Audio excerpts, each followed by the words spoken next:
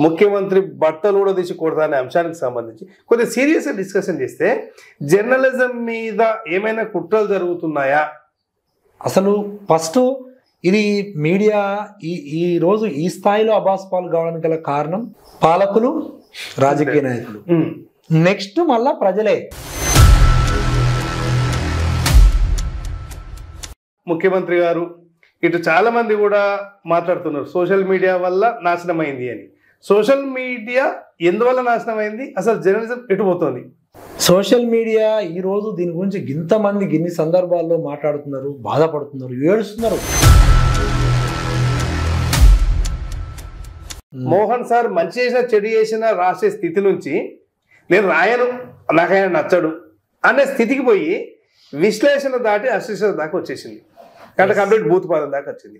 ఈ నైతికత అనేది ఎవరు చెప్పాలి జర్నలిస్టులకి, ఎవరు సూచించాలి? Good question. ఇదే కదా ఈ సోషల్ మీడియా వల్ల, ఈ మాటల వల్ల చంద్రబాబు లాంటి వాడే ఎక్కెక్కి పడి ఏడ్చిండు. ఎందుకు ఏడ్చిండు?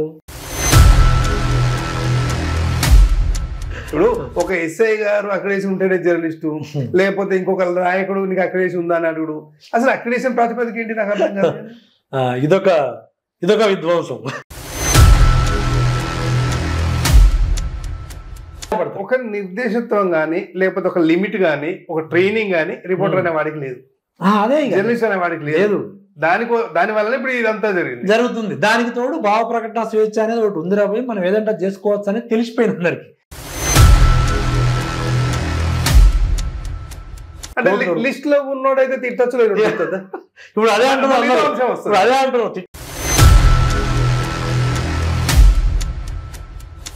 ఇప్పుడు ఒకవేళ నిజంగానే ఈ సమస్యను ముఖ్యమంత్రి గారు అన్నట్టు ఎక్కడో ఒకటి అడ్డుకట్ట పడాలి. ఎక్కడ అడ్డుకట్ట పడుతుంది? ప్రజలు తిరగబడతారు, కంపల్సరీ. ఎందుకంటే ప్రతి ఇంటిని దాక్తుంది ఈ దుర్మార్గం అనేటువంటి చర్యలు, దుర్మార్గం అనే నిర్ణయాలు ప్రతి ఇంటిని, ప్రతి గడపను దాక్తాయి. ఇక మొత్తం మీద మీ పొలిటీషియన్ తయారు చేసిన ఆయుధమే అంతే మీకు గుచ్చుకుంది.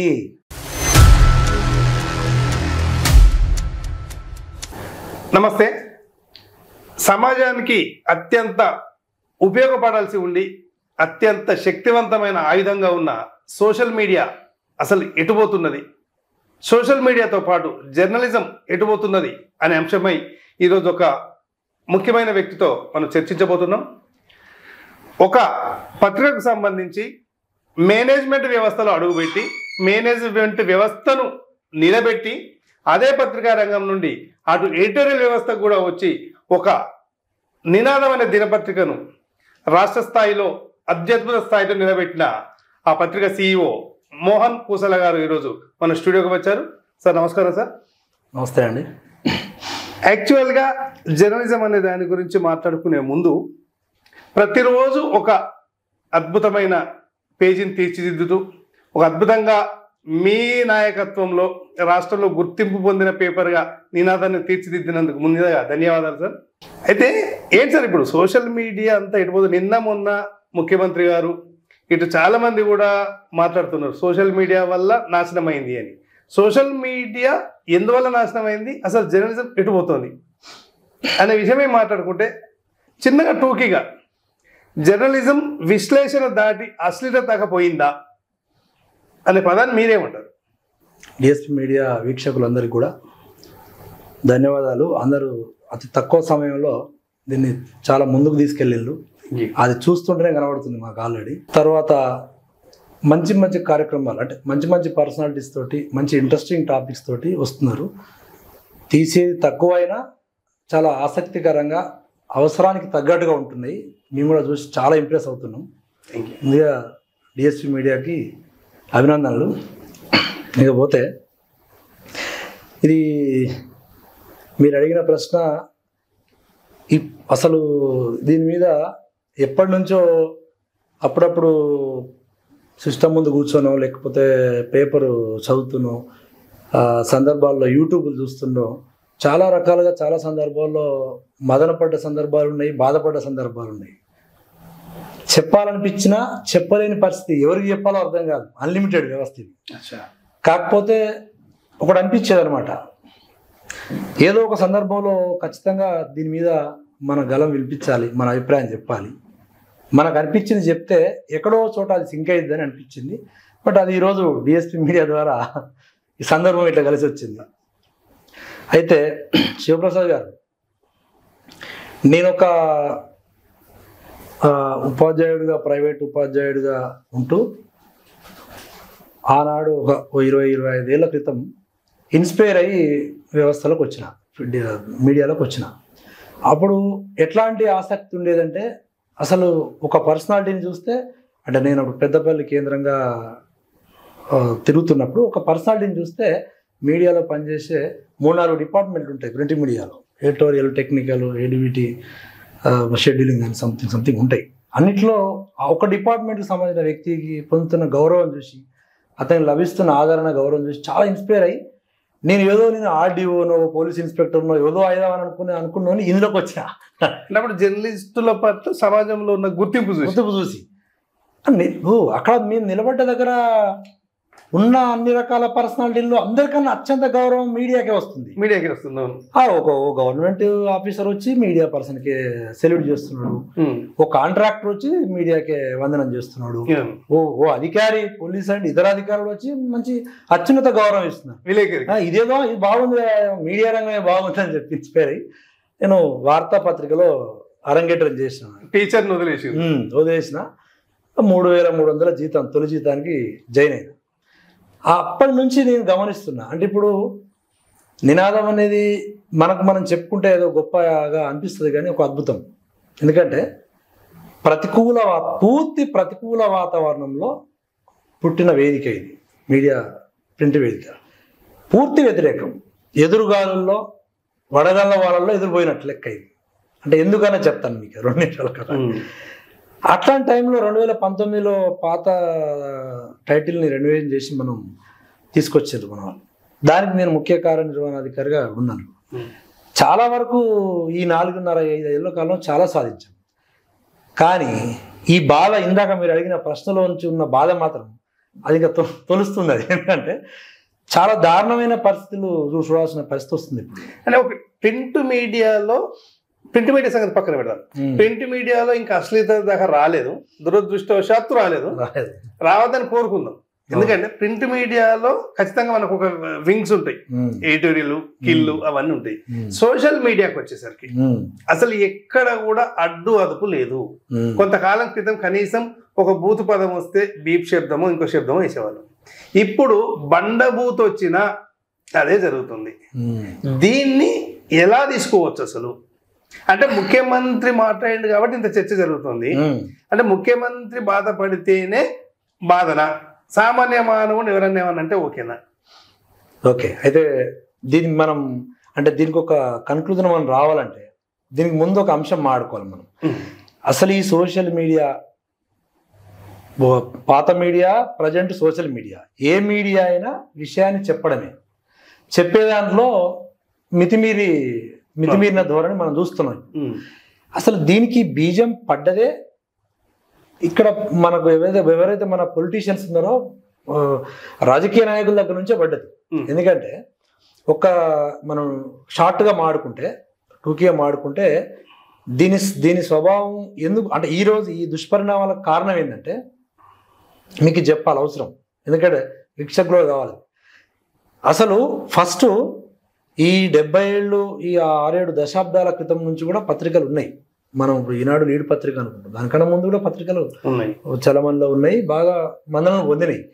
కాకపోతే ఏమైందనంటే సరిగ్గా 2023 అనుకుంటా, 2023 ఆపై తర్వాత 2023 ముందు బాగానే ఉండే, కొంత బాగానే ఉండే. ఆ తర్వాత ఏమైందంటే 23 అంటే మొన్న 2 years బ్యాక్, సారీ 2003కి ముందు, 2002-3కి ముందు బాగానే ఉండే. ఎట్లా ఇది ఇట్లాంటి అబాస్పాలకు స్థితికి వచ్చిందనంటే, ఫస్ట్ ఏం చేసేవాళ్ళు అంటే, నేను గమనించింది చెప్తున్నా మీకు, మీరు సీనియర్ జర్నలిస్ట్లే, మీకు కూడా అర్థమవుతుంది దీన్ని ఒకసారి రివైజ్ చేసుకుంటే. మొదలు అసలు మీడియా అనేది పబ్లిక్ వాయిస్ని, పబ్లిక్ వైపున సమస్యలు చెప్పడం, ప్రభుత్వ పాలకులకు ప్రజలకు మధ్య వారధిగా ఉంటూ సమస్యలు చెప్పే మెయిన్ ప్రధాన డ్యూటీ పాత్ర పోషించేది. ఆ తర్వాత ఏమైందంటే కొంత రాజకీయ నాయకులు, రాజకీయ పార్టీలు మీడియాని వాడుకోవడం, రకరకాల ప్రయోజనాలు కల్పించి వాడుకోవడం మొదలెట్టినాయి.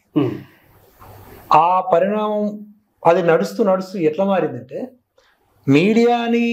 మీడియాకి మంచి చేసి, ప్రయోజనం చేసి, లాభం కలిగించి వాడుకునే దశ నుంచి అసలు వీళ్ళే మీడియా నడిపే కాడికి వచ్చేసింది. రైట్. అప్పుడు ఏమైంది, ఇది చాలా ఇంపార్టెంట్, అసలు మీడియాను ఆదరించాల్సింది, చూడాల్సిన లెవెల్ ప్రజలంతా ఏమైపోయారంటే మీరు కలిసిపోండిగా, మేము విడిపోతామని బయటకు వెళ్ళిపోయారు. చూస్తలేరుగా. ఓకే. దాన్ని పట్టించుకుంటలేరు, వీళ్ళని పట్టించుకుంటారు. పోయి ఏం ఎంచుకున్నారు, సోషల్ మీడియా అనేది స్టార్ట్ అయింది. ఓకే. మేమే చెప్పుకుంటాం. ఇది కూడా అంటే దానితో టెక్నాలజీ తోడైంది. కాలానుగుణంగా టెక్నాలజీ కొంత సపోర్ట్ చేసింది. దానివల్ల ప్రతి ఒక్కరు యూట్యూబ్లు, ఫేస్బుక్లు, ట్విట్టర్లు ఎక్సెట్రా అని మీకు తెలిసినాయి. ఇది చెప్పడం స్టార్ట్ చేశారు. దీని అంతటికి మూలం భావ ప్రకటన స్వేచ్ఛ హక్కు.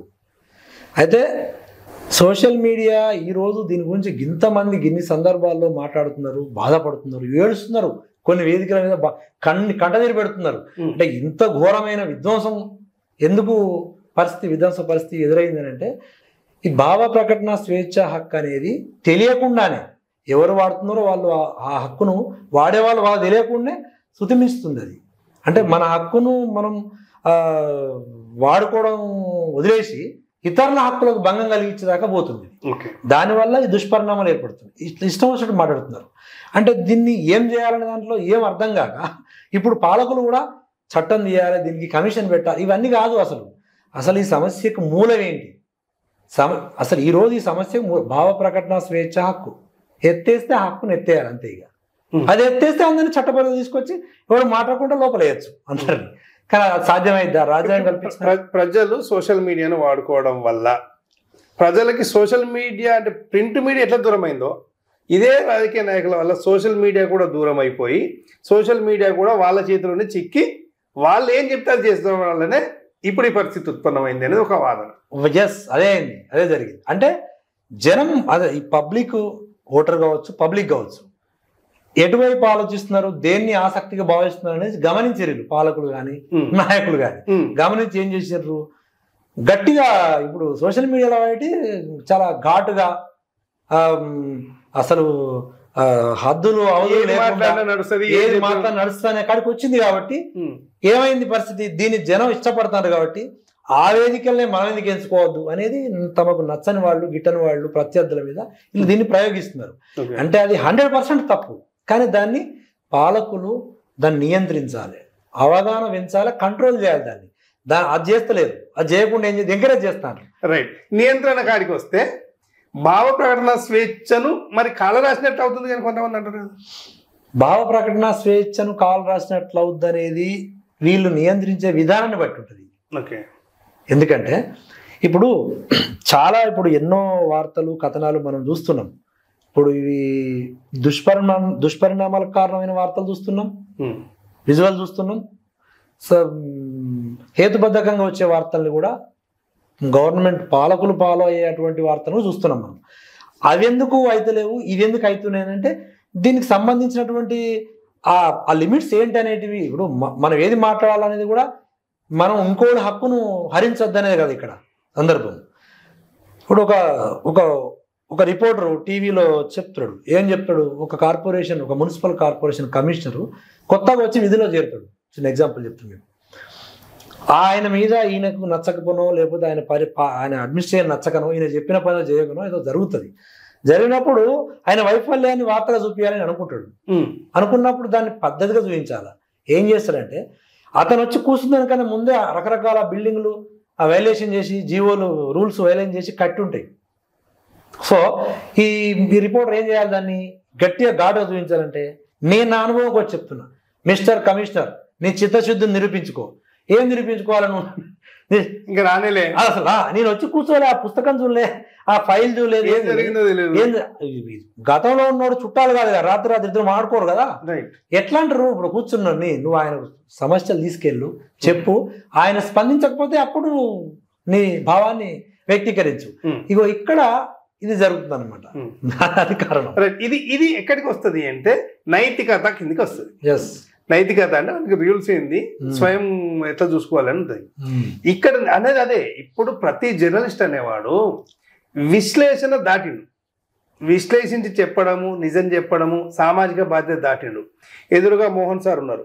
మోహన్ సార్ మంచి చేసినా చెడు చేసినా రాసే స్థితి నుంచి నేను రాయను, నాకైనా నచ్చడు అనే స్థితికి పోయి విశ్లేషణ దాటి అశ్లేషణ దాకా వచ్చేసింది. అంటే కంప్లీట్ భూతపాదం దాకా వచ్చింది. ఈ నైతికత అనేది ఎవరు చెప్పాలి జర్నలిస్టులకి, ఎవరు సూచించాలి? Good question. జర్నలిస్టులకి నైతిక పరిధి విలువలు చెప్పాలి అనేది కూడా అవసరం ఇక్కడ. ఎందుకంటే మీడియా అకాడమీ అనేది ఒకటి ఉంటుంది. అంటే మనల్ని ఇప్పుడు అసలు మీడియాను నియంత్రించేది కానీ, మీడియాను కంట్రోల్ చేసేది కానీ, పెత్తనం కానీ ఇంకోరికి లేదు. అంటే ఈ రాజ్యాంగం అంతర్భాగమైన రాజ్యాంగం ప్రసాదించిన ఆ 4 ఎస్టేట్లలో ఏదో ఒక ఎస్టేట్, ఫోర్త్ ఎస్టేట్ అని పిలుస్తారు కదా. ఇప్పుడు జ్యుడిషియరీ, అడ్మినిస్ట్రేటరీ ప్లస్ లెజిస్లేటరీ, మనం మీడియా, ఈ 4 ఎస్టేట్లలో మనది 4th ఎస్టేట్. ఇప్పుడు చట్టం చేయాలి, మనం కొత్తగా ఒకటి కమిషన్ వేయాలి, చట్టం చేయాలి, కంట్రోల్ చేయాలంటే లెజిస్లేటరీకి సంబంధించిన అంశం. లెజిస్లేటరీకి ఏం సంబంధం? మనల్ని మీడియాను కంట్రోల్ చేసడానికి దానికే ఉంది. ఇదొక పిల్లరే కదా. అయితే ఏం చేయాలనేది స్పష్టత లేక అట్లా మాట్లాడతారు. కానీ అది కాదు. అసలు కావాల్సింది ఏంటంటే ఇక్కడ ప్రసాద్ గారు అవగాహన, అవేర్నెస్ ఇంపార్టెంట్. అంటే ఇది దారి తప్పింది. ఇది మామూలు దారి తప్పలే. అంటే బాగు చేయలేనంతగా, ఒకరిద్దరు బాగు చేయలేనంత స్థాయిలో చెడగొట్టబడ్డది. కాబట్టి దీనికి మంది ఏంటంటే అవేర్నెస్.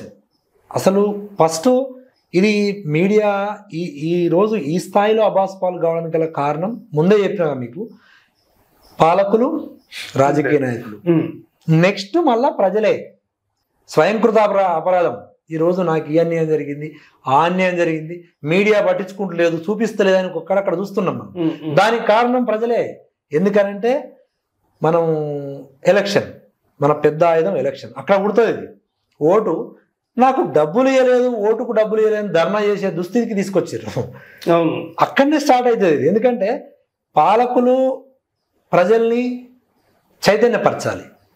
అది డ్యూటీ. పెద్దన్నగా ప్రభుత్వం, పాలకులు పెద్దన్న పాత్ర పోషించి అవేర్నెస్ చేయాలి. అది తప్పున డబ్బులు అడగడం కాదు, తర్వాత ఎన్నికైనకి పని అడగాలని అది చెప్పాలి. అవగాహన. ఇలా అది చెప్పరు. వాడు 500 ఇస్తే 1000 ఇస్తా అంటాడు.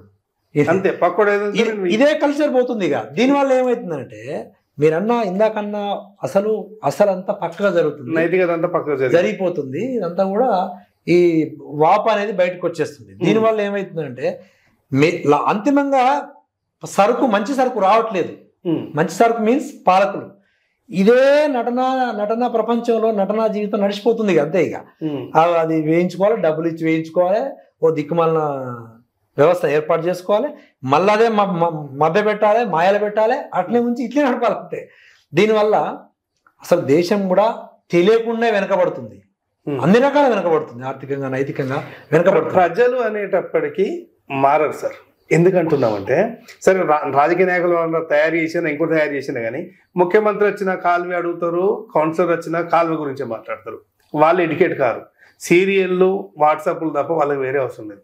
ఇది కాదు. ఇప్పుడు జర్నలిజానికి సంబంధించి అసెంబ్లీలో, శాసన సభలో జరిగిన ఆవేశానికి సంబంధించి, ముఖ్యమంత్రి బట్టలు కూడా తీసి కొడతానే అంశానికి సంబంధించి కొద్దిగా సీరియస్గా డిస్కషన్ చేస్తే జర్నలిజం మీద ఏమైనా కుట్రలు జరుగుతున్నాయా అంటే గత 10 ఏళ్ల పాలనలో కూడా ఏం జరిగిందంటే ఒక దశలో ముఖ్యమంత్రి కేసీఆర్ గారు ఉన్నప్పుడు కూడా కొంతకాలం మనం కూడా ఎంకరేజ్ చేసినాం. ఎట్లా సీరియల్, అరే ఎంత మంచి కామెంట్ చేస్తున్నాడు కేసీఆర్, మాట్లాడితే మనతో చూసి మాట్లాడుతున్నాడు, ఏమయ్యా ఉంటాడా ఇది రాయ అని చెప్పి ఎంకరేజ్ చేసినాం. అది కొంతకాలం వరకు ఏంటంటే ఇది కొద్దిగా ఎబ్బెట్టుగానే మాట్లాడుతున్నాడు అనిపించింది. తర్వాత శృతి మించింది. ఇప్పుడు జుగుప్స దాకా పోయింది పరిస్థితి. What next? అదే ఇక వాళ్ళు తయారు చేసుకున్నది వాళ్ళకు శాపంగా మారింది వాస్తవం చెప్పాలంటే. ఎందుకంటే ఇది ఎవరో ఈ తరహాలో ఈ యుద్ధం, ఈ దాడి ఎవరో చేసింది కాదు, వాళ్ళు తయారు చేసుకుంది. అంటే ఇప్పుడు మాట్లాడిన ఆవేదన వ్యక్తం చేసిన ప్రజెంట్ ముఖ్యమంత్రి రేవంత్ రెడ్డి గారు కాకపోవచ్చు, మొత్తానికైతే పాలకులే తయారు చేసుకున్నారు. నేతలే తయారు చేసుకున్నారు వీళ్ళని. వీళ్ళని ఆ లెవెల్లో మీరు తిట్టండి అని తయారు చేసుకుంది వీళ్ళే తయారు చేసుకున్నారు. అది ఏమైంది, స్తుతిమించి ఎటో దారి తీసి ప్రమేయం లేకుండా మాట్లాడాల్సిన పరిస్థితి వచ్చినప్పుడు మాట్లాడే వ్యక్తుల ప్రమేయం లేకుండా వాళ్ళ జీవితాలకు ఎంటర్ అయింది. అది ఎంటర్ అయిపోయి ఇట్లాంటి పరిస్థితి వచ్చి ఇక తీవ్ర కట్టలు తెంచుకునేటువంటి ఆవేశంకి వచ్చింది అనమాట. అది ఏంటి ఇట్లా మాట్లాడడం ఏంది, అసలు ఇళ్లలో దాకా లేడీస్ దాకా పోయి మాట్లాడతారు. మరి వాళ్ళు మనమే ఇచ్చినాం కదా, తయారు చేసినాం కదా. ఒక యుద్ధం తయారు చేసి ఒక ప్రయోగాన్ని ఒక ట్రైనింగ్ ఇచ్చినప్పుడు నీ దగ్గరనే పక్కనే వాడు, నీ దగ్గర వాడుతాడు. టైం వచ్చినప్పుడు ప్లేస్మెంట్ మారినప్పుడు ఆటోమేటిక్గా వాడతాడు. అది జరుగుతుంది వాస్తవంగా. ఇప్పుడు దాని మీద చాలా రకాల చర్చలు జరుగుతున్నాయి, టీవీలలో కూడా జరుగుతున్నాయి.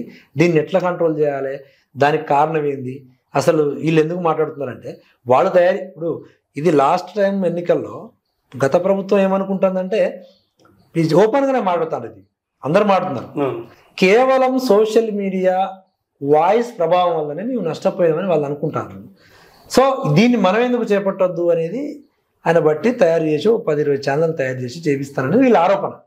ఏది కాంగ్రెస్ పార్టీది కానీ ఇంకొంతమంది సామాజికవాదుల ఆరోపణ.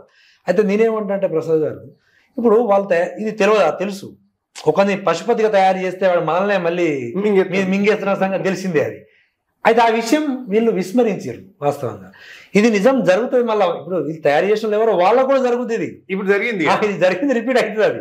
ఎందుకంటే వీళ్ళు కాకపోవచ్చు, వేరే వాళ్ళు చేస్తారు. అది అవసరం అయితే ఇది ఎంత మాత్రం మంచిది కాదు. ఎందుకంటే దీని మీద ఈ బట్టలోడు తీసుకొట్టుళ్ళు, ఇవి తోడకలు తీసుళ్ళు, బీడికలు తీసుళ్ళు, ఇవన్నీ మొన్న ఏదో యూట్యూబ్లో చూసినాం. గ్రామీణ సందుల్లో బంధుల్లో పల్లెటూరులో మాట్లాడుకునే అమ్మలక్కలు మాట్లాడుకునే ముచ్చట్లు అవి. అయితే అవి చాలా మాండలికంగా అంటే ప్రాంతీయంగా మాట్లాడుకునేటువంటి పదాలు, సిల్లీ పదాలు అంటారు. వాటి సీరియస్ కాదు, సిల్లీ పదాలు శాస్త్రీయంగా తెరపైకి వచ్చి అధికారిక వేదికగా మారేసరికి మనం అంతా ఆవేశం. ఒక 30-40 సంవత్సరాల సీనియారిటీ ఉన్న జర్నలిస్టులు కూడా ఒక పార్టీకి ఒక నాయకునికి బాండ్ అయిపోయి అతను ఏం చెప్తారు రాయడం ఎదుటి వ్యక్తి మీద అనే కారణే ఉండి నిన్న మొన్న 2 చర్చ వేదికలు చూసినాం. చాలా నాకు ఇష్టమైన జర్నలిస్టు నాయకులు, పేర్లు చెప్పను కానీ, ఎందుకంటే ఒకరిద్దరు కానీ, వాళ్ళు ఏం వాదిస్తారంటే తెలంగాణలో అదే భాష మాట్లాడుకుంటాం, మా రచ్చబండ దగ్గర అదే భాష మాట్లాడుకుంటాం, అదే భూత పదాలు మాట్లాడుకుంటాం. అంటే మరి భాష ఎందుకు తయారు చేసినట్టు, పుస్తక భాష ఎందుకు తయారు చేసినట్టు, మీరేమంటారు దాని మీద? యాజ్ ఏ మీరు పబ్లిషర్ కూడా ఉన్నారు, ఎడిటోరియల్లో ఉన్నారు, ఇలాంటి భాషను మీరు ఎందుకు వస్తలేరు? అది ఇప్పుడు దీనివల్ల పరిణామాలు ఎట్లాంటి పరిణామాలు ఉంటాయంటే, ఒక్కోసారి మనకు అంత ఇమీడియట్గా మన కళ్ళ ముందు రాకపోవచ్చు, కానీ ఒక్కో సందర్భంలో తీవ్ర పరిణామాలకు దారితీస్తుంది, తీవ్ర చర్యలకు దారితీస్తుంది. ఎందుకంటే వార్తలు రాసేటప్పుడు మనం అంటే బీయింగ్ ఏ జర్నలిస్ట్గా, మీరు సీనియర్ జర్నలిస్ట్ చెప్తున్నాం మీకు, అది ఓ వార్త ఇప్పుడు ఎంత రాస్తారంటే ఒక ప్రెస్ మీట్ జరుగుతుంది. ఓ ప్రెస్ మీట్ జరిగితే అక్కడ మీడియా ముందు ప్రవేశపెడతారు నిందితుల్ని, ఆ వార్త రాస్తారు. మనల్ని దొంగలు అని రాస్తారు డైరెక్ట్గా.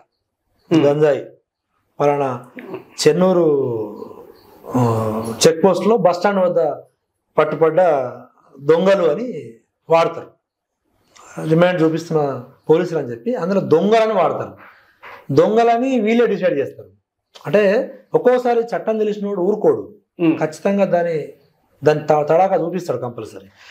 వాడేటప్పుడు పదాల వాడకంలో మనం చాలా స్వీయ నియంత్రణ పాటించాలి. లేకపోతే అవతల వాడు ఎడ్డోడై కాస్త చట్టాల మీద అవగాహన లేకనో, ఆ స్థాయిలో ఆర్థిక స్తోమత లేకనో, సామాజిక స్తోమత లేకపోతే ఉంటేనో భరిస్తాడు తప్ప, కాస్త వెల్ సెటిల్డ్ అయి ఉన్నాడు, చట్టాల మీద అవగాహన ఊరుకోడు. నన్ను దొంగ అన్నారు, నిందితుడు అనాలి, నువ్వు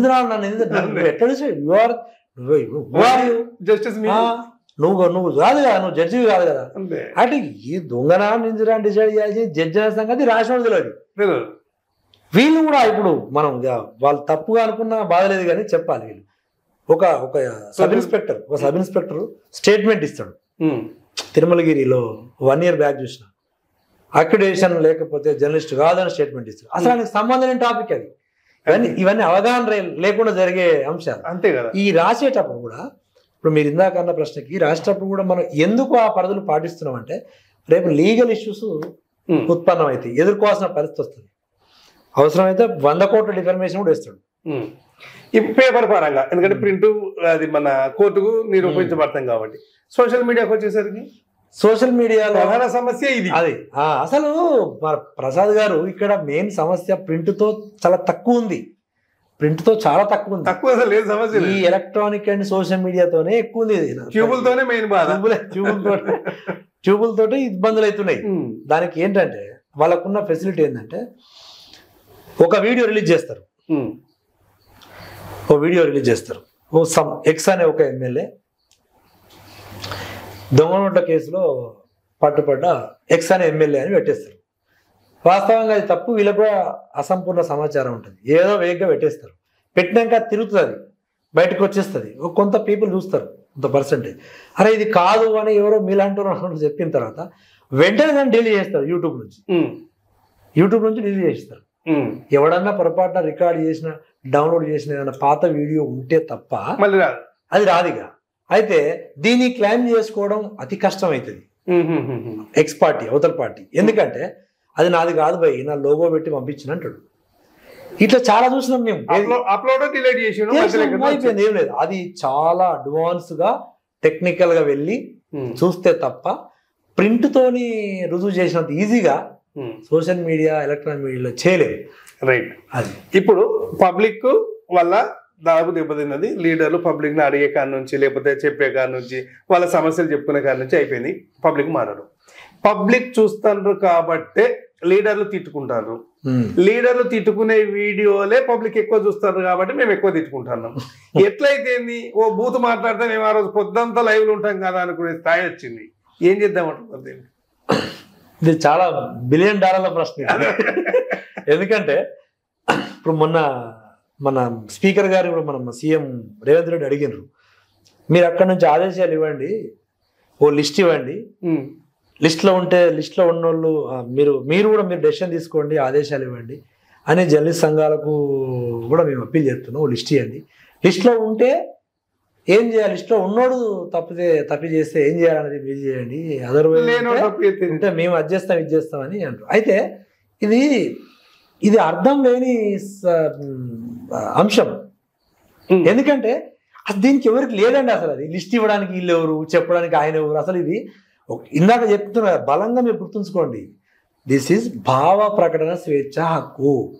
ఇది వైలెంట్ అవుతుంది అంతే. దీనిలో ఏం లేదుగా.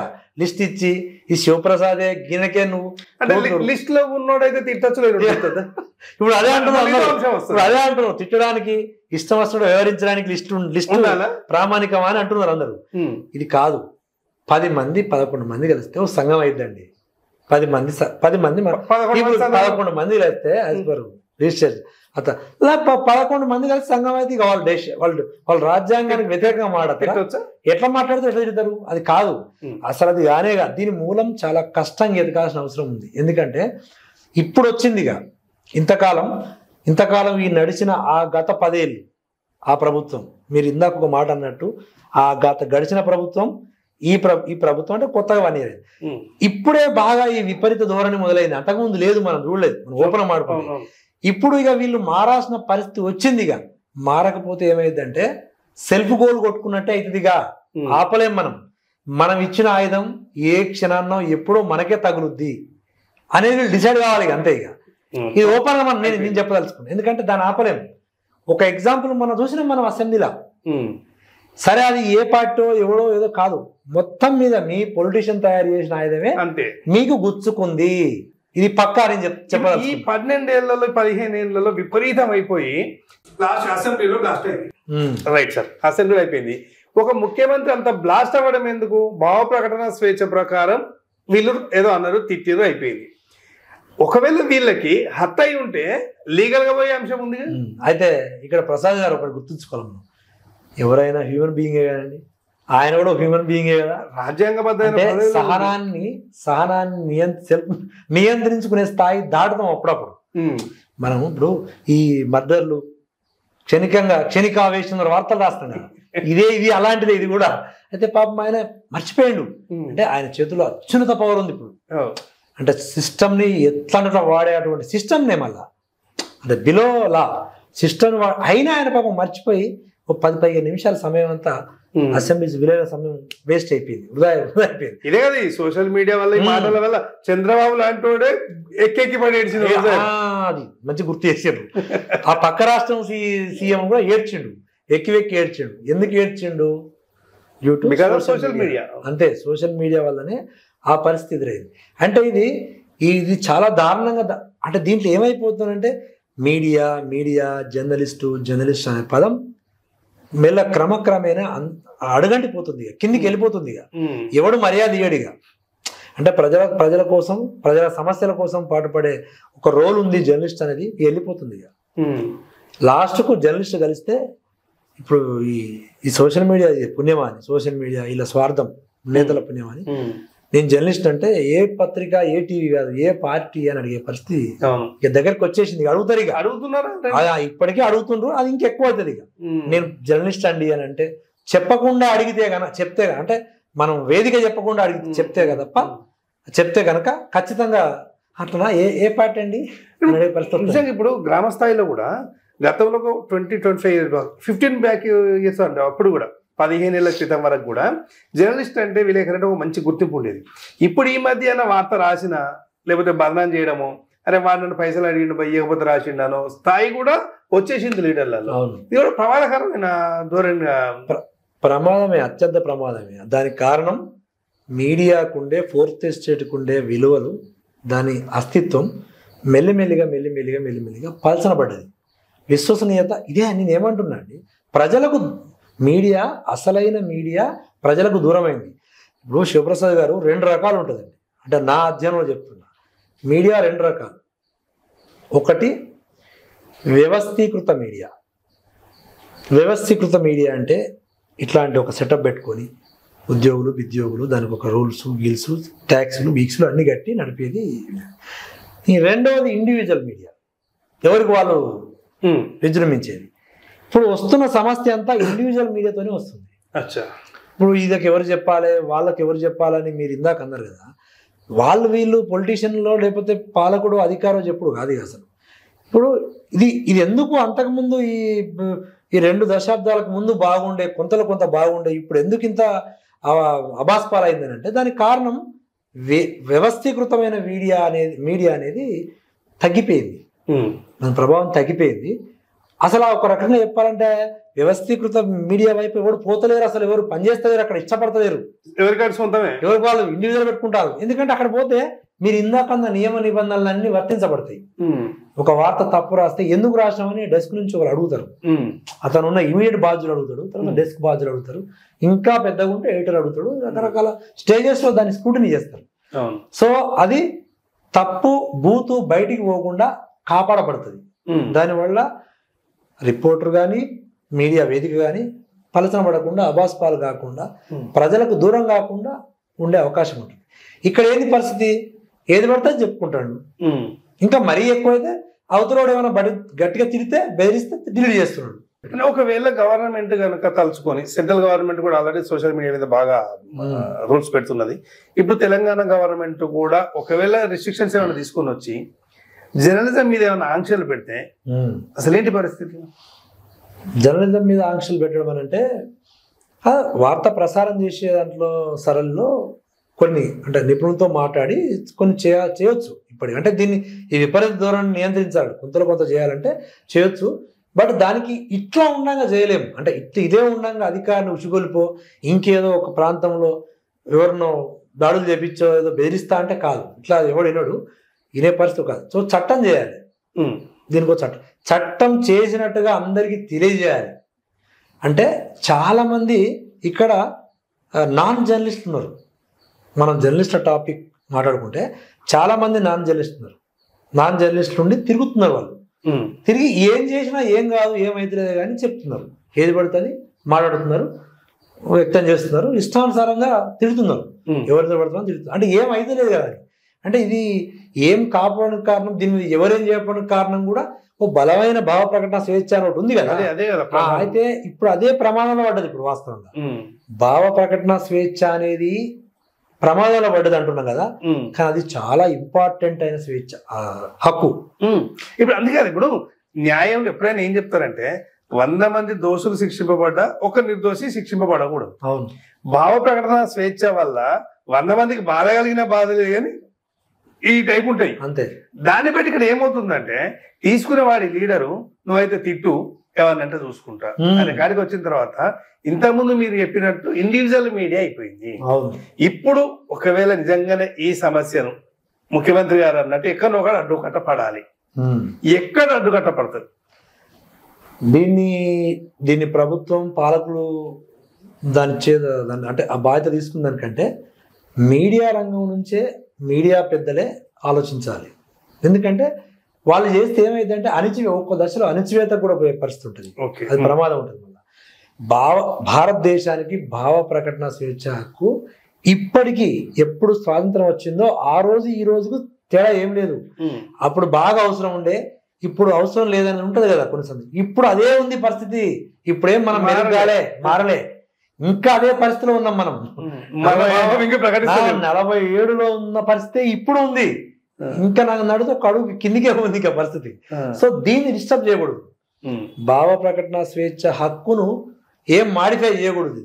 కాకపోతే ఈ నేను చెప్పిన కదా స్వేచ్ఛ పేరిట జరుగుతున్న విశృంఖలాన్ని ఆపాలి. ఎలా ఆపాలంటే దాన్ని మీడియా అంటే వ్యవస్థీకృత మీడియాతోనే ఎక్కువ సాధ్యమైంది. నిజంగా అంటే సహకరించాలి. వ్యవస్థీకృత మీడియానే బాధ్యులు సహకరించాలి. మళ్ళీ ఇంకో ప్రమాదం ఏం ఉందని అన్ని పొలిటికల్ పార్టీల వ్యవస్థలు ఉన్నాయి. ముఖ్యంగా ఇదొక ప్రమాదం ఉంది. వాళ్ళు చేయరు. ఇప్పుడు ఈ రేపులు, ఈ మర్డర్లు, మానభంగాలు వీటి మీద బాగా ఏదైనా జరిగినప్పుడు అవాకులు చెవాకులు పొద్దున ధర్నాలు భిన్న అసలు నాకు అర్థం కాదు శివప్రసాద్ గారు. దీని మీద చట్టం బలంగా చేయాలి. కఠినమైన శిక్షలు చేసేది ఎవరండి? ఏ శిక్ష అయినా చట్టం చేసేది ఎవరు? పాలకులు చేయాలి. అసెంబ్లీలో కూర్చొని చేయాలి. మరి వీరికి ఇట్లాంటి చర్యలకు పాల్పడుతున్న వాళ్ళు మనం గత చరిత్ర తీసుకుంటే ఎవరు ఎక్కువ ఉన్నారు? విన్నాం కదా, ప్రత్యూష గిత్యూష కేసు. మరి వాళ్ళ కొడుకు చేసే రేపులు మానభంగాలకు చట్టం కట్టి చేసి కొడుకుని జైలు వేసుకుంటాడా? ఇక్కడ ఇది సవరించడానికి ఎందుకు అవకాశం అంటే దూరంగా పోతుందనంటే కారణం ఇది కూడా ఒక భాగమే అనమాట. ఇది కూడా అయిపోయింది. ఎందుకంటే నేను ఇష్టం వచ్చినట్టు వ్యవహరించడానికి అడ్డంకులు ఉండొద్దు అనేది పాలకుల్లో ఉన్నది. అంతే. ఆ దుర్మార్గపు ఆలోచన ఇప్పుడు ఈ విస్తృతత్వానికి కారణం అయిపోతుంది వాస్తవంగా. ఇప్పుడు రానికి అడిగే వాళ్ళని ప్రశ్నించే వాళ్ళని లేకుండా చేస్తున్నారు కదా. మరి అసలు ఏంది పరిస్థితి రాను అని ఇక మనం ఎప్పుడు తిరగబడతారు? ఇక మీరు అన్నది ఇది కూడా చాలా ఇంపార్టెంట్ ప్రశ్న. మరి ఎప్పుడు దీనికి ఎవరు పురుషాలు పెట్టాలి? అటు చూస్తే పాలకులు పరిపాలనా విధానంలో లోపాలను ప్రజలకు చేసే మంచి చెడుల విషయంలో ప్రశ్నించేదే మీడియా, ఫోర్త్ ఎస్టేట్. అదే రాస్తేనో చెబితేనో కాస్త కంట్రోల్ అయ్యి ఏదైనా అదుపు తప్పే సందర్భాల్లో నియంత్రణలో ఉండి వాళ్ళు పద్ధతిగా పాలిస్తారనేది నా ఆంతర్యం. అది లేదుగా. ఎందుకంటే రాసేటి, పూసేటి, చెప్పేటి అన్ని పాలకుల దగ్గరే ఉన్నాయి.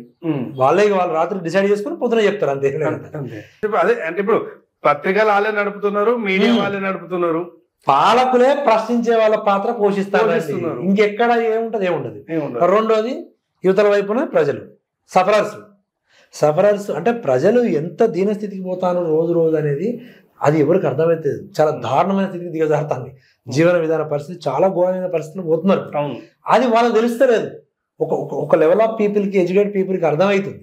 కానీ వాళ్ళు ఎంత పర్సెంటేజ్ ఉంటారు? బయటకు వచ్చే పరిస్థితి లేదు. ఉండరు, వాళ్ళు రారు. ఎందుకంటే ఏదో రకరకాల కారణాలు ఉంటాయి. అయినా వాళ్ళు తక్కువ పర్సెంట్ ఉంటారు.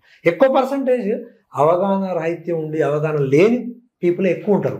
అయితే ఇది ఇట్లా పోతున్న ఈ తరుణంలో మీరు అన్నట్టు ఫుల్ స్టాప్ ఎక్కడ పడుతుంది అంటే ఇట్లాంటి ఫుల్ స్టాప్ ఇట్లాంటి దశకు పోవద్దని మేము కోరుకోవాలి వాస్తవానికి. ఎందుకంటే ఇప్పుడు నేను చెప్పేది చాలా దారుణమైన మాట అది. ఎందుకంటే ఇటువంటి పాలకులు చేసే ఈ వ్యవహారానికి ఉన్న ప్రశ్నించే గొంతును కూడా వాళ్ళ దగ్గర పెట్టుకొని వాళ్ళ సంఖలో పెట్టుకొని చేస్తున్న ఈ దుర్మార్గానికి లాస్ట్కి ఏమైందంటే ఇదంతా పూర్తిగా బాహాటంగా అర్థమయ్యే రోజు వస్తుంది. ఎందుకు అంటే సపోజ్ ఒక 100 కాన్స్టిట్యున్సీలు ఉన్నాయి. 100 కాన్స్టిట్యున్సీల్లో ఎగ్జాంపుల్ చెప్తున్నాం. మనం ఈ పార్టీ ఆ పార్టీ, ఈ స్టేట్ ఆ స్టేట్ అని మనం ప్రస్తావించట్లేదు. ఒక స్టేట్లో 100 కాన్స్టిట్యున్సీలు ఉన్నాయండి. 100 కాన్స్టిట్యున్సీలో 100 మంది పబ్లిక్ రిప్రజెంటేటివ్స్, ప్రజాప్రతినిధులు ఎన్నికై ఉంటారు. ఇప్పుడు ఏం జరుగుతుందంటే ఇది మన మీడియాకి లింక్ ఉన్న సబ్జెక్టే. ఏం జరుగుతుందంటే ఈ 100లో 100 కాన్స్టిట్యున్సీలో ఒక 60-70 వరకు కాస్త మెరుగైన అంటే పర్వాలేదని భరించదగ్గ మెంబర్స్ ఎలక్ట్ అవుతారు. ఒక 20-25 మంది 20-25% దుర్మార్గపు ఆలోచనలు వస్తున్నారు చట్టసభలో. వచ్చేసరికి ఏంటంటే ఈ తీవ్రత తెలుస్తలేదు, పాలు నీళ్లు కలిపినట్టుగా తెలుస్తలేదు. ఇది ఏమవుతుందంటే లాస్ట్కు ఈ 25% కాస్త 30-40-50 మొత్తం మెజారిటీగా మారి 60-70 మారినప్పుడు మీరు అన్నది వస్తుంది. ఇక ప్రజలు తిరగబడతారు, కంపల్సరీ. ఎందుకంటే ప్రతి ఇంటిని దాక్తుంది ఈ దుర్మార్గం అనేటువంటి చర్యలు, దుర్మార్గం అనే నిర్ణయాలు ప్రతి ఇంటిని, ప్రతి గడపను దాక్తాయి. ఇక ఇప్పుడు మంచిర్యాల సపోజ్ హుజురాబాద్లో ఉన్న ఆ పీపుల్కి బాగుందనుకోండి, మానకొండూరులో ఉన్న వాళ్ళకు కష్టం పట్టదు. మానకొండూరులో ఉన్న వాళ్ళు సుఖంగా ఉంటే వికారాబాద్లో ఉన్న వాళ్ళకు ఉన్న కష్టం వీళ్ళకి పట్టదు. ఇట్లా ఇది అంటే ఇప్పుడు సోషల్ మీడియా అనేది జర్నలిస్టులు అనేది బాధ్యత మర్చిపోయి పూర్తి స్థాయిలో, అంటే ఈ పదం నేను వాడద్దు అనుకున్నాను, ఎందుకంటే మీడియా నడిపేది నాయకులు అయిపోయింది, లీడర్లు అయిపోయారు, రిపోర్టర్లు ఎన్ఆర్ఎస్లు అయిపోయారు అని చెప్పేసి మా మిత్రుడు బాధపడతా ఉండే. కేవలం ఏంటంటే మన దగ్గర రిపోర్టర్ల దగ్గర మీకు అంత అనుకున్నంత ఆర్థికంగా లేదు కాబట్టి నువ్వు ఈ వార్త రాయి, నీకు ఇంత డబ్బులు ఇస్తాను, నువ్వు ఇంత రాపిచ్చేసి క్షణికానందం, ఒక రకంగా శునకానందం పొంది తిట్టిపించుకుంటున్నారు. ఇది అయిపోయింది. ఒకవేళ ఇప్పుడు పబ్లిక్ అంతా తిరగబడే స్థాయికి వచ్చేదాకా జర్నలిజం ఇలాగే చచ్చిపోవాలా? జర్నలిజం ఇక చస్తూ బతుకుతూ ఈ బాధలన్నీ పడుతూ దీనికి బాగా ఎన్నో రాత్రులు ఆలోచించినా కూడా ఏమైపోయిందంటే, ఇది ఇందాక చెప్పినా కదండి, బాగు చేయనంత స్థాయిలో చెడగొట్టబడ్డది. దీన్ని అసలు ఎప్పుడు నియంత్రించేది ఉండే అంటే, ఎప్పుడైతే దారి తప్పుతుందో ఎంతో కొంత ఎవరో ఒకడో చోట మాట్లాడేవాడు, ప్రశ్నించేవాడు, వాళ్ళని కాపాడుకోవాల్సిన బాధ్యత మీడియా పెద్దల్లోనే ఉండాలి అసలు వాస్తవం. ఇప్పుడు ఇన్ని జరుగుతున్నాయి కదా, నేను ఒక ప్రశ్న అడుగుతాను ఈ వేదిక మీద ద్వారా.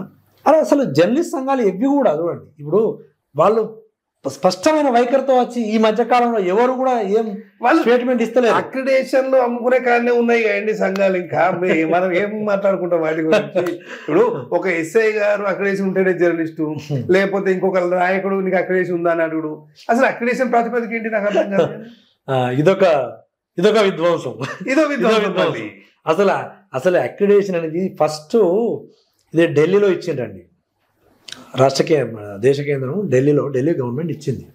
అయితే దాంట్లో మంచి సదుద్దేశం ఉంది వాస్తవంగా. అక్రిడేషన్ కార్డు ఇవ్వడం అనేది అంటే జర్నలిస్టులు ప్రజల కోసం వితౌట్ శాలరీ, అతి తక్కువ మంది వేతనాలు, కానీ చాలా మంది జీతాలు తీసుకోకుండా ఒక సాక్రిఫైషన్ రంగంలో ఉండి వాళ్ళు పబ్లిక్ కోసం కష్టపడి వార్తలు రాస్తున్నారు. కాబట్టి ఇదే పబ్లిక్ తోటి వాళ్ళ పన్నులు కట్టినటువంటి నిధి ప్రభుత్వంలో ఉంటుంది కాబట్టి ఆ నిధి నుంచి వీళ్ళు ప్రజల కోసమే కష్టపడి ఫైట్ చేస్తున్న వాళ్ళు కాబట్టి, శ్రమిస్తున్నారు కాబట్టి వీళ్ళకు కొంత రాయితీగా కొంత మనం కల్పించాలి, గౌరవంగా కల్పించాలనే యాంగిల్లో తీసినటువంటి కార్డు అది. ఒక్క మాట చెప్పాలంటే వాడుక భాషలో అదే దట్ ఈస్ ఏ క్లియర్ ఒక రేషన్ కార్డు, ఒక సబ్సిడీ కార్డు. ఏదో ప్రభుత్వ పథకాలు ఏదో ఒక పథకం రావడానికి ఆ జర్నలిస్టు ఇతర రంగాలకు సంబంధించిన వ్యక్తి కాదు కాబట్టి చాలా సిన్సియర్గా పబ్లిక్ కోసం, సొసైటీ కోసం పనిచేస్తారు కాబట్టి అని ఒక ప్రోత్సాహకమైనటువంటి ఒక గుర్తింపు అది. That is not a identity card. మళ్ళీ అసలు ఐడెంటిటీ కార్డు కానే కాదు. చాలామంది నవ్వొస్తుంది, ఎవడన్నా దారిలో చెప్పే ప్రయత్నం నీ అక్రిడేషన్ కార్డు ఉందని అంటాడు. ఇంకా కొంతమంది చెప్పరాదు అక్రిడేషన్ కార్డు ఉందని అంటాడు. తెలియదా? అది ఈ చెప్పినోడికి కార్డు చూపించడం కూడా తెలియదు. నేను ఒకరోజు కారు నడిపి ఓపిక లేక నిద్ర వస్తుందని బస్సులో వస్తే, నేను బస్సులో ఎక్కితే నా పక్కన వాడు అడుగుతున్నాడు, సూపర్ లగ్జరీలో కండక్టర్ అడిగితే చెప్తున్నాడు. కామన్గా ఏమంటాం మనం, వాడితే ఏమంటాం, కండక్టర్ వస్తే జర్నలిస్ట్ పాస్ అంటాం, టికెట్ అని అడిగితే.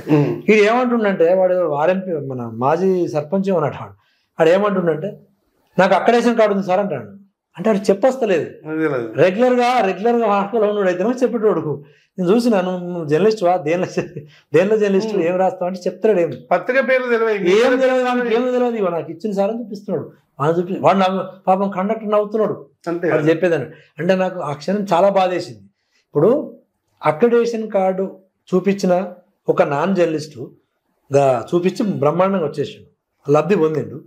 నిజంగానే అక్రిడేషన్ కార్డు లేని ఒక మంచి 2-3 దశాబ్దాలు పనిచేసిన సీనియర్ జర్నలిస్టు అక్రిడేషన్ తీసుకోడు, లేకపోతే అప్పుడు అప్లై చేయడం ఏదో అయింది. ఇక అతను డబ్బులు కట్టాల్సిందే కదా, ఆ పేరు కట్టుకోవాల్సిందే కదా. ఈ దుస్థితి ఏంది? దీన్ని కంట్రోల్ చేయాల్సింది ఎవరు చేయాలి?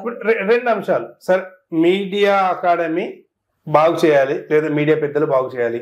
ఇప్పుడు చివరిగా మనం ఈ అంశంపై ఒక చిన్న మాట్లాడుకుంటే, సోషల్ మీడియా అనేది ప్రజలకు ఉపయోగపడాలి, ప్రజల కోసం పనిచేయాలి, ప్రజల బాగు కోసం పనిచేయాలి. నువ్వు త్యాగానికి పనిచేస్తావా, జీతానికి పనిచేస్తావా, పని చేయవా నీ ఇష్టం. జర్నలిజంలోకి రావద్దని కోరుకుంటున్నాం ఇప్పుడు. ఎందుకంటే ఎవరి రూపాయి కూడా రావద్దు. ఇప్పుడు వచ్చిన వాళ్ళైనా సరే పని చేయాలన్నా, ఇప్పుడు ఉన్న వ్యవస్థ మంచిగా పనిచేయాలన్నా ఏం చేయాలనే దాన్ని చెప్పండి. అయితే ఈ అక్రిడేషన్ది కూడా మీరు ఇందాక వేసిన ప్రశ్నకు సంబంధించి అక్రిడేషన్ది కూడా చాలా ప్రభావం చూపుతుందండి. ఇప్పుడు ఈ సోషల్ మీడియా విస్తృతంగా పెరగడానికి కారణం కూడా వీళ్ళు ఎక్కువ ఆసక్తి, అంటే నాన్ జర్నలిస్టులు అందరూ దీనిలోకి ఎంటర్ అవడానికి కారణం కూడా ఇదొకటి కారణం అవుతుంది. అంటే ఏ గౌరవం అయితే దక్కుతుందో, ఏది చూపిస్తే ఏది చెప్తే గౌరవం దక్కుతుందో, మనకు రెస్పెక్ట్ లభిస్తుందో దాన్ని కొని తెచ్చుకుంటాను. వీళ్ళు 5-10 వేలు ఇస్తే కొని తెచ్చుకుంటాను. అయితే ఇది మనం డిస్కస్ చేయాలి. చాలా సీరియస్ టాపిక్ ఇది.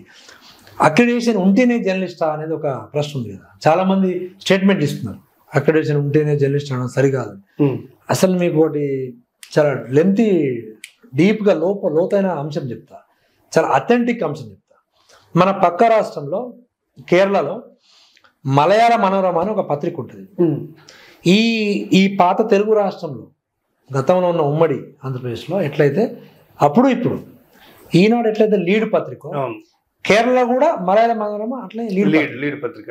వాళ్ళు ఒకానొక సందర్భంలో మాకు ఎటువంటి గవర్నమెంట్ పరమైనటువంటి ప్రకటనలు అక్కర్లేదు, మీ రాయితీలు అక్కర్లేదు, మేము ఉన్నది ఉన్నట్టుగా రాస్తాం, చెప్తాం, పబ్లిక్ వైపు నుంచే పనిచేస్తాం, మీ ప్రోత్సాహకాలు, మీ మెహర్బానీలు మాకు ఏమీ అక్కర్లేదని ఫ్రంట్ పేజ్లో పబ్లిష్ చేస్తున్నారు ఒక సందర్భం. ఓకే, ఎంత గ్రేట్ అది, దమ్మున్న పత్రిక అది. అయితే అందులో 100,000 మంది పనిచేస్తారు రాష్ట్రం లీడ్ పత్రిక. మరి వాళ్ళంతా they are not a journalist కాదా వాళ్ళు? ఇది తెలియదు, చాలా మంది తెలియదు. జర్నలిస్ట్ అక్రిడేషన్ కార్డు అంటే జర్నలిస్ట్. అసలు ఈ అక్రిడేషన్ కార్డులు, ఈ డిపిఆర్ఓలకు ఈ అక్రిడేషన్ ఎప్పుడు స్టార్ట్ అయిందో తెలియదు వాళ్ళకు. అసలు చాలా మంది వాళ్ళు యాంత్రికంగా వాళ్ళు దుకాణం మొదలెట్టి వాళ్ళు పనిచేస్తారు. అంటే ఇది చాలా అధ్వానమైన ప్రయాణం సాగుతుందండి. దాని అంతిమ ఫలితాలే ఈరోజు మనం చర్చించుకుంటున్న టాపిక్ మూలం. ఎందుకంటే అక్రిడియేషన్ కార్డు మీద అధికారులు ముఖ్యంగా అందరూ దీనికి ఒక దండకు అల్లుకున్న పువ్వులాగా, పుష్పాల్లాగా ఒకరికొకరు అసోసియేషన్ ఉండాలి, కంపల్సరీ కంట్రోల్ కావాలంటే. ఇది తప్పు. అక్రిడియేషన్ ఉంటే జర్నలిస్ట్ అని గుర్తించాలి అనేది ప్రచారం చేయడం తప్పు. ఇది తప్పని ఏ ఒక్క మన సంఘాల నాయకులు చెప్పరు స్పష్టంగా. మరి చెప్పకపోతే వీళ్ళంతా ఈ నాన్ జర్నలిస్టులు ఎక్కువ అవుతారుగా అదొక అంశం ఉండొచ్చు. అయినా చెప్పాలా, దాని మీద చెప్పాలా, స్పష్టత చెప్పాలా. క్వాలిటీ ఉండాల్సిందే, జర్నలిస్ట్ అర్హత ఉండాల్సిందే తప్ప దీన్ని సమర్థించవద్దు. అంటే ఇది సమర్థనీయం కాదని తెలిసినా దీన్ని మౌనంగా ఉంటారు, మౌనంగా ఉంటారు. అంటే చాలా మంది పేపర్లో అక్కడిక్కడ అన్ని పేపర్లో ఆయా రకాలుగా ఆయా ప్రాంతాల్లో వస్తున్నాయి కదా సమస్యలు. ఈ కార్డు లేదు, వీలు లేదు, అది. మరేంటి ఈ సమస్యకు అడ్డుకట్ట ఎలా? సోషల్ మీడియా ఎప్పుడు బాగుపడాలి, ఎలా బాగుపడుతుంది, ప్రజల కోసం ఎప్పుడు పనిచేస్తుంది సోషల్ మీడియా అంటే? ఇక దీనికి ఒక్క పరిష్కారం అయితే ఉందండి. ఎందుకంటే న్యాయ వ్యవస్థను మనం పాలకులు కలుపుకోవాల్సిందే. అంటే పాలకుల చిన్న పాత్ర ఉంది ఇందులో. అంటే ఇది వ్యక్తుల ప్రాణాలు తీసే కాడికి పోతుంది, కుటుంబాల మనోభావాలు, వ్యక్తుల ప్రాణాలు తీసే కాడికి పోతుంది. కాబట్టి మీడియా పైన పాలకుల పెత్తనం ఉండొద్దు అనేది ఒక అంశమే ఉన్నప్పటికీ కూడా దీంట్లో ఇది ఒక యాక్సిడెంట్గా మనం ఒక కారణగుణంగా జరిగిన ఒక యాక్సిడెంట్ లా భావించి మనం అనుకోలే. వాస్తవంగా ఈ సామాజిక మాధ్యమాలు పెరగడం వల్ల ఇట్లా ఇదని అనుకోలేదు. కాబట్టి అది జరిగింది, అవి ఏర్పడ్డాయి, ఇది జరుగుతుంది. సో ఏం చేయాలి దీనికి? చట్టం అంటాం కదా. ఈ యూట్యూబ్, మనం ముఖ్యంగా యూట్యూబ్, ఫేస్బుక్, ఇంకా ట్విట్టర్ సంథింగ్ ఉన్నాయి కదా, 5-6 ముఖ్యంగా ప్రధానంగా 5-6 ఉంటాయి అంశాలు, యాప్లు. వీటి ద్వారానే జరుగుతున్న విధ్వంసం ఇది. ఇది నడిపే కూడా మనిషే కదా. అది నడిపేవాడు కంపెనీ మనిషే కదా. అంతే. సో కాబట్టి ఏదన్నా కాస్త దాంట్లోనే ఏదైనా అశ్లీల బొమ్మ కానీ పరుష పదజాలం కానీ వస్తే ఇది వాడితే దీన్ని ప్రవేశపెడితే తనకు పనిష్మెంట్ ఉంటుంది. అయితే పెనాల్టీయా లేకపోతే ఇంకేదైనా జ్యుడిషియరీ పెనాల్టీయా. దురదృష్టవశాత్తు తెలుగు పదాలు తీసుకునే అవి ఉన్నాయి కావు కదా. ఇక అంటే వాళ్ళు ఒక ఒక ఒక నియమావళి పెట్టాలి. ఒక నియమావళి పెట్టాలి కంపల్సరీ. యూట్యూబ్ అంటే ముఖ్యంగా యూట్యూబ్ ప్రసాద్ గారు మెయిన్ పెద్ద విధ్వంసకారి యూట్యూబ్. ఇప్పుడు దీని తర్వాత ఉప విధ్వంసకారులు. ఇంకొకటి యూట్యూబ్ అనేది నేను అందుకే ఫస్ట్ ఒక మాట అన్నాను, సోషల్ మీడియా ప్రపంచాన్ని మంచి చేసే పవర్ఫుల్ వెపన్. అవును. కానీ ఇప్పుడు అగ్గిపెట్టి ఉంది, గ్యాస్ సిలిండర్ ఉంది, వంట చేసుకోవచ్చు, ఇల్లు తగలబెట్టవచ్చు. దేనికోసం వాడుతున్నాం అనేది మన వ్యక్తి విచక్షణ మీద ఆధారపడి ఉంటుంది. దీనికోసం ఇప్పుడు నాశనం అయిపోయింది, ఆల్రెడీ ఒక చెడు ప్రభావం వచ్చింది, దీన్ని ఎట్లా బాగు చేయగలము అనే దాని మీదనే ఒక జవాబు. అదే శివప్రసాద్ గారు, ఇప్పుడు దీంట్లో ఏంటంటే దీంట్లో మొదటి ఫైటర్స్, మొదటి ఉద్యమకారులు మీడియా పెద్దలే కావాలి. దీంట్లో మంచిగానండి, ఇది మీడియా పెద్దలే ముందుండాలి. దీంట్లో పాలకులను అసోసియేషన్ చేసుకొని దీన్ని చేయాలి. ఎందుకంటే మనం యూట్యూబ్ను కూడా తప్పడానికి కూడా లేదు మళ్ళీ పూర్తిగా. ఎందుకంటే ఈరోజు పెద్ద టాప్ లెవెల్లో, చాలా ఎంతో పెద్ద టాప్ లెవెల్లో ఉన్న బీబీసీ కూడా ఆధారపడేది యూట్యూబ్నే ఆధారపడుతుంది. అవును. మనం ఇవన్నీ ఎలక్ట్రానిక్ మీడియా కంటే టాప్లో వ్యూవర్స్ ఉంటారు, అంత ఉంటుంది కదా. వాళ్ళు ఏం చేస్తున్నారు, ఆ నియమావళిని పాటిస్తూ వారితో పయనం చేస్తారు. ఇట్లాంటి దిక్కుమాలిన వ్యవహారానికి కోరు కదా. అది ఇక్కడ జరిగింది, అది జరుగుతుంది. దీనికి కారణం వీళ్ళు వాళ్ళని కాదు. మనం ఇందాక అనుకున్నట్టు అటు పాలకులు, ప్రజల యొక్క అజ్ఞానం వల్ల ఏర్పడ్డ పాలకులు, అసెంబ్లీకి పోయిన పాలకులు కావచ్చు, లేకపోతే పార్టీలో ఉన్నటువంటి రాజకీయ నేతలు కావచ్చు, ఏమైనా కావచ్చు, వాళ్ళకి అవకాశాలు దొరికినాయి కాబట్టి ఏది పడితే చేసేసిండ్రు. కానీ దీనికి చెక్కు పెట్టాల్సిన ఒక పరిస్థితి ఎక్కడ ఉంది అని మనం విశ్లేషించినప్పుడు దాని అధ్యయనం మీడియా పెద్దలు ముందుకు రావాలి. వాళ్ళే ముందున్నారు. అంటే మీడియాను వేరే వాళ్ళు ఎవరు చేతులు తీసుకోవడానికి ఆస్కారం ఇవ్వద్దు అసలే. ఇది పక్కా స్పష్టత. ఎందుకంటే ఇక అది జరిగితే కథమే. ఇక అది మొత్తం ఇక మనం ఇది కూడా ఉండదు, ఇంకోసారి ఇటువంటి పరిస్థితి ఉండదు. ఇక మరి దుర్మార్గం అయిపోతుంది. ఇక వాస్తవంగా మనము ఈ భావ ప్రకటన స్వేచ్ఛ హక్కు అని ఇంత అనుకుంటున్నాం కదా. అసలు దీనికి మూలమేందండి, భారతదేశం పరాయి పాలనలో ఏళ్ళ తరబడి బాధించబడి పీడించబడి ఉన్నారు భారతీయులనే. వాళ్ళ రాజ్యాంగ రాష్ట్రాలు అత్యంత విస్తృతంగా కంఫర్టబుల్గా ఒక నేరస్తుడు, ఓ నిందితుడు, అతను నిందితుడుగా ప్రూవ్ చేయాలంటే, శిక్ష చేయాలంటే 100 రకాలుగా ప్రూవ్ అయితే తప్ప, 100కి 100 రకాలుగా ప్రూవ్ అయితే తప్ప ఈ భారత శిక్షా స్మృతి అతన్ని శిక్ష చేయదు. 1% తగ్గినా ఆపుతుంది. అందుకే కసబ్ గన్నేళ్ళు బిర్యానీ తినుకుంటున్నాడు. ఎందుకంటే చాలా మంచి పవిత్రమైన రాజ్యాంగం సిస్టమ్ మనకు.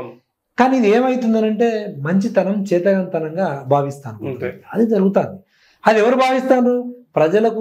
ప్రజలకు బాధ్యత అంటే అవగాహన లేదు. పాలకులు అన్ని రకాల అవగాహన ఉండి కూడా వీళ్ళు ఆ లొసుగులు వాడతారు, ఉన్న లొసుగులు వాడతారు.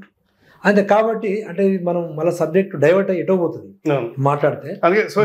మనం ఓన్లీ మీడియా గురించే మాట్లాడుతున్నాం కాబట్టి ఇది దీనికి లింక్ అయి ఉన్నది. ఒక సూచన చేయండి, మీడియా అకాడమిక్ కానీ రాష్ట్ర మీడియా పెద్దలకు కానీ మీరు ఈ విశృంఖలత్వం మీద ఏం సూచన చేస్తారు?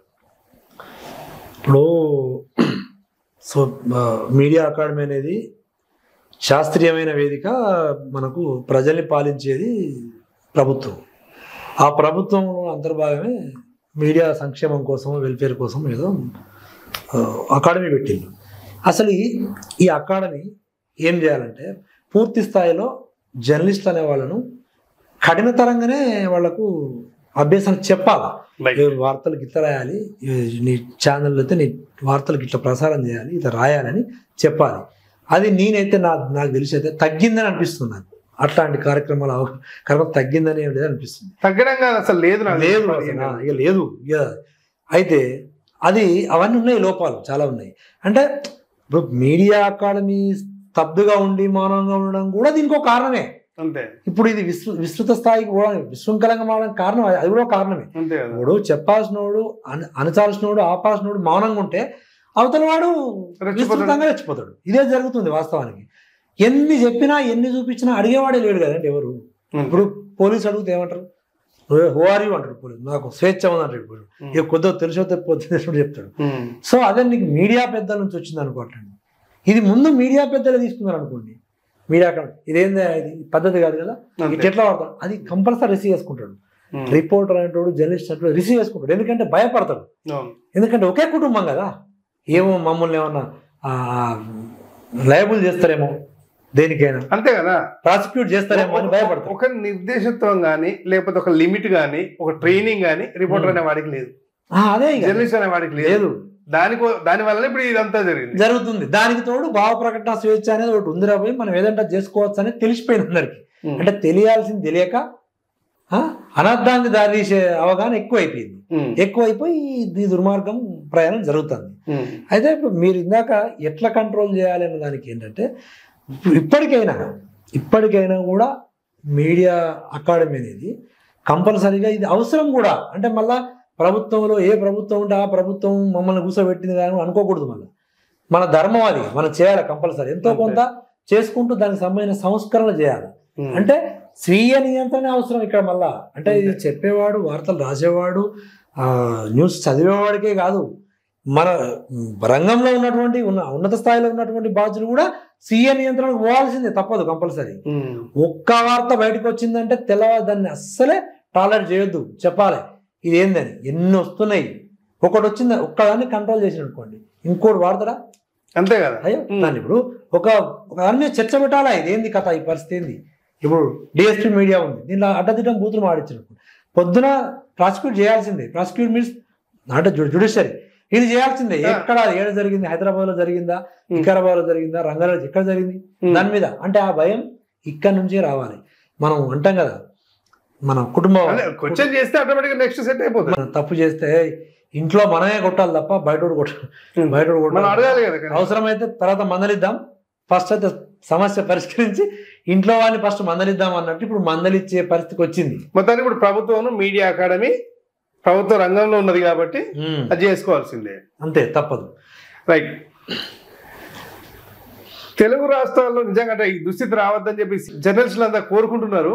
యాక్చువల్లీ విశ్లేషించే అధికారం జర్నలిస్ట్కి ఎంత ఉందో, భావ ప్రకటన స్వేచ్ఛను వాడుకొని దాన్ని నియంత్రించి ఆ పరిధి లోపలనే వార్తలు ఇచ్చి జనరంజకంగా తయారు చేసే స్థాయి నుంచి జనం బూతులు వింటారు కాబట్టే మేము బూతులు ఇస్తాం, మా లీడర్కు బూతులు ఇష్టం, మా పార్టీ నాయకునికి బూతులు ఇష్టం, నేను నమ్మిన నాయకునికి బూతులు ఇష్టం కాబట్టి నేను ఇస్తాను స్థాయికి పడిపోయి ఇప్పుడు బురదలో పొరుతున్న జర్నలిజం మారాలని డిఎస్పీ మీడియాస్ కోరుకుంటున్నది. ఇది అవసరం కూడా, ఎందుకంటే ప్రజలు ఇదే స్థాయిలో ఉంటే వాళ్ళకి ఇంకా మన పాలకులు బూతులే నేర్పుతారు, వాళ్ళకి ఇంకా వేరే నేర్పే అవకాశం లేదు. కనుక ప్రజలు కూడా దయచేసి బూతులు వినడం మానేసి మీ జీవితాలకు ఏది అవసరం ఉందో అది వినండి. ఇంకా చాలా చాలా విషయాలు సమాజం కోసం చర్చించే అవకాశం ఉంచండి. చూస్తూనే ఉండండి డిఎస్పీ మీడియాస్. గారు థ్యాంక్ యూ మా స్టూడియోకి వచ్చినందుకు. నమస్తే.